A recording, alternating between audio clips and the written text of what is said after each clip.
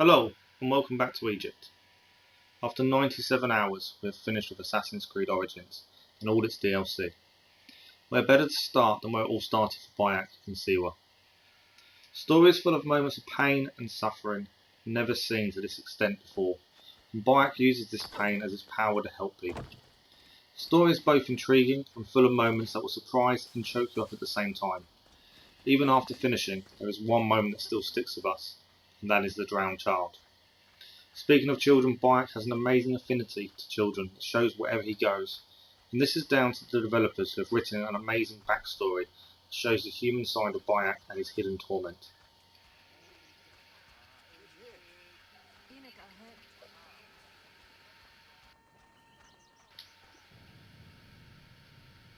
Graphically, the views are fantastic and stand up superbly to games that are out currently. The views range from pyramids to the Nile. There are moments around every corner that show Egypt in all its splendour. As this was the first game in the RPG era of Assassin's Creed, there was always going to be stumbling blocks, and the biggest one is the gear system.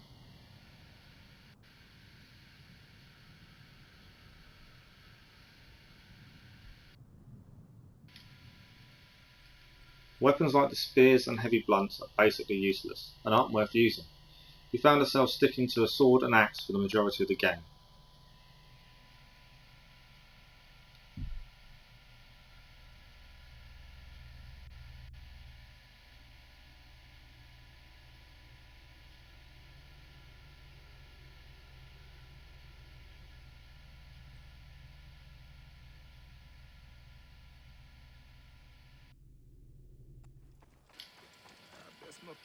Combat is tricky to start with, as it was a new system to Assassin's Creed fans.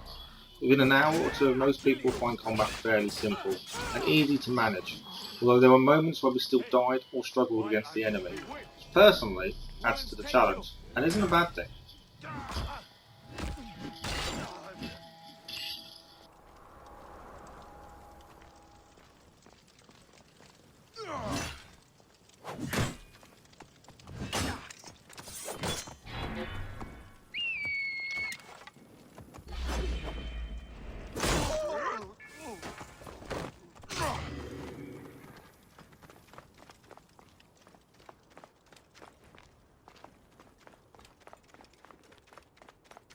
Start the blaze!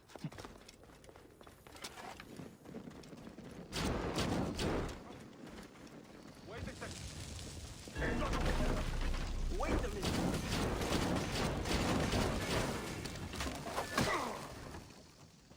What's your game? Trumpet!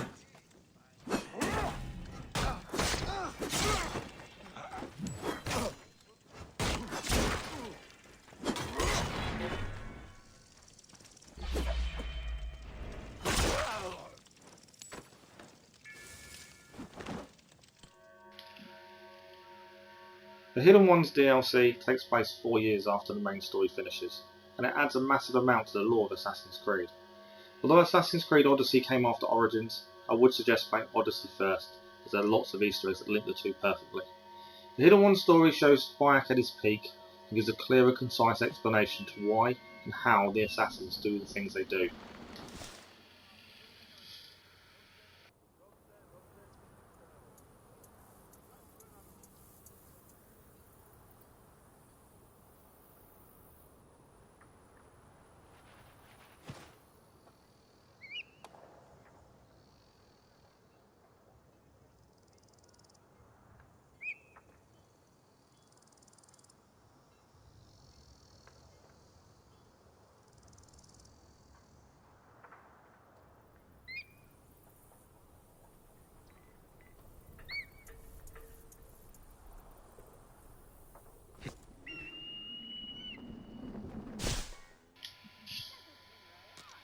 The Curse of the Pharaohs is completely different. It doesn't add anything to the lore of the assassins, but it shows Bayek as a true Medjay, and someone who wants to keep the traditions of the Egyptian people true to their beliefs. The afterlife maps are each different in terms of their environment, similar in layout, but you never feel lost, but each map still feels new and exciting.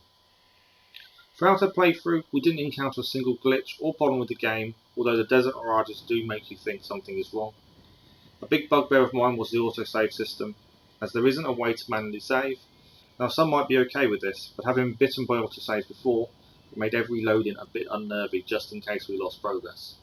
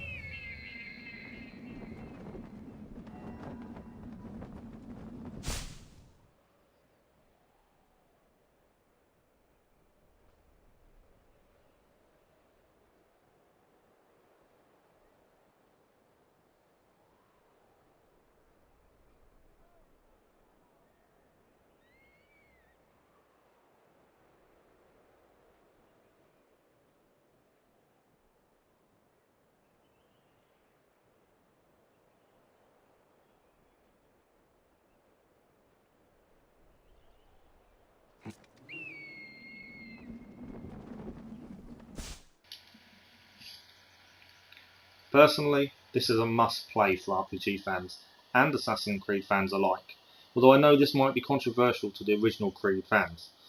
I feel this game has a place within the Assassin's history and does so much for the series if you're willing to look at it with a clear and open mind.